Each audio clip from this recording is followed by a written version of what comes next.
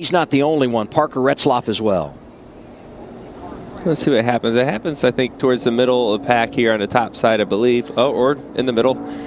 Oh, wow. 24 gets hooked into the 31, who comes up and gets into Anthony Alfredo. Alfredo, just an innocent bystander. That's just part of being in the pack. That's why you want to be in the front, right? He lost his track position, and you get back there and you get caught up in something. He's going to come down here and hit the wall. Didn't look like he was tore up too bad until this contact. On board with Kaz Grala, the Toyota on board. Couldn't tell what car came up and started that. It's this one right in front of us. We're going to see a spin from the middle, the 66. He's going to come down and hit the inside wall very, very hard. And this is where the wall kicks out right there.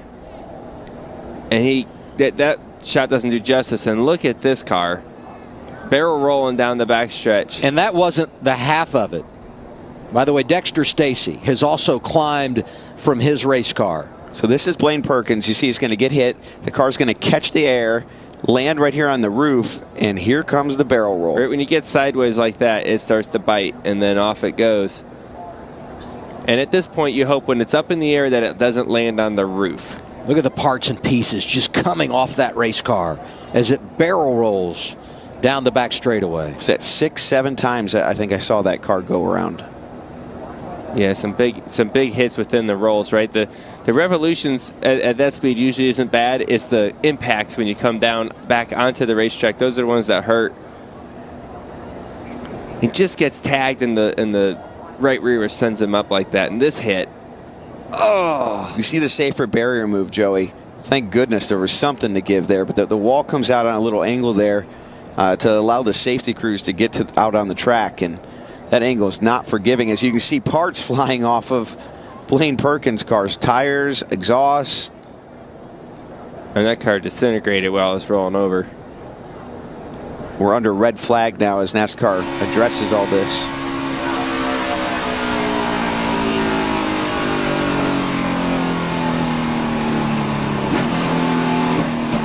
Oh, he got the tire. Yes, he did. That's starts to come into your picture, and then oh, somebody gets into his left rear. Sideways. Brandon Jones? Brandon Jones. Yeah. I think Brandon Jones was trying to get in behind him, possibly misjudged it. It looked like Brandon got a decent amount of damage, too. I couldn't really tell, and I don't know what was there before the contact. As you see, Sammy hit the inside wall, but it looked like the front end of that 9 car was beat up. Let's take a look and see what happened here.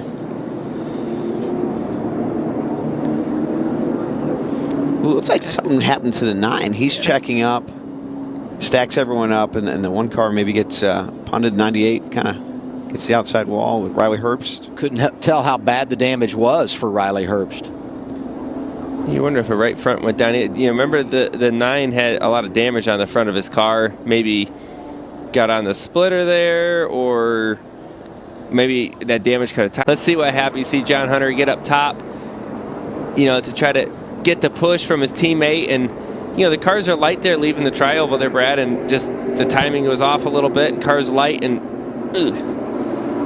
Caution number 6, free pass here, Brandon Jones. He had lost a lap after that last incident.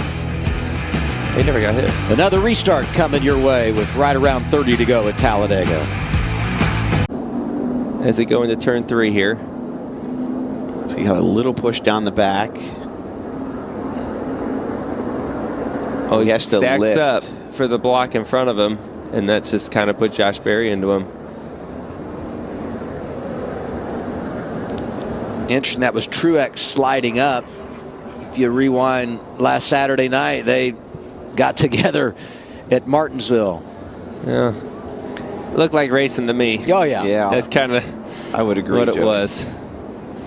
It's strange sometimes in racing how there's just certain cars you can't get away from.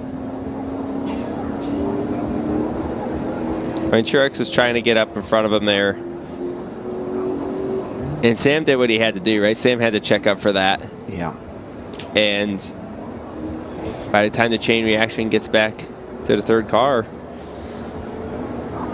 That's what happens. Saw Parker Retzlaff sneak through there. There's Greg Alding. He's already picked up the two, and when he does that, just mayhem ensues here. And you're going to see a couple combo shots of wrecks, crashes. The 91 here with a massive hit up against the outside wall, Joey. Josh Bilicki in the 91. Takes the camera out. Yeah, here's a view of some of these hits into the wall. Here's how Hemrick gets over. The 91 takes a pretty good hit there. Riley Herbst looked like in the 98 riding right underneath of Hemrick as he went up on the wall. Chandler Smith got heavy damage.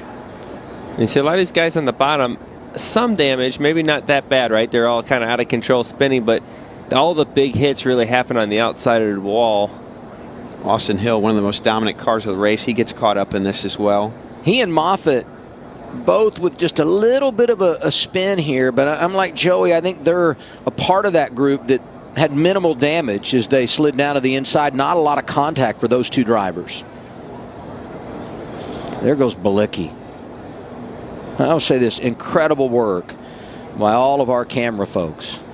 Had an incredibly long day today here for Cup Series qualifying, did the ARCA race, and now this extended afternoon for the NASCAR Xfinity Series. Hey, this is the worst part about super speedway racing.